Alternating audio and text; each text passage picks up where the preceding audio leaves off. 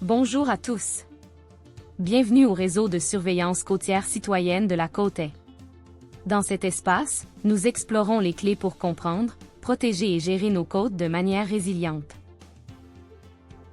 Ce chapitre est le 7e d'une série de 9 chapitres consacrés à un sujet fascinant, la granulométrie côtière. Il est important de connaître les limites et les erreurs potentielles lors de l'utilisation de la fiche de comparaison. Cela nous aidera à mettre en œuvre la technique efficacement et à interpréter les résultats avec précision et fiabilité. Les conditions météorologiques peuvent affecter la mesure. Le sable humide peut s'agglomérer, la lumière peut altérer la perception du sable et le vent rend la manipulation de l'échantillon difficile. La stabilité du point d'échantillonnage est importante. La représentativité de l'échantillon peut être compromise si la zone est instable.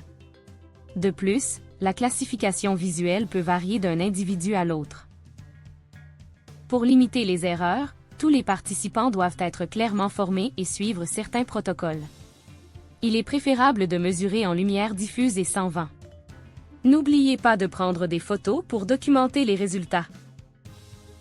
Pour une plus grande cohérence, il est idéal de faire mesurer un site par les mêmes observateurs au fil du temps.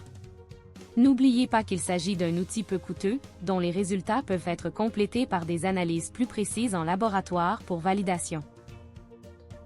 Merci de nous rejoindre dans cet épisode et n'oubliez pas de consulter les autres parties de la série.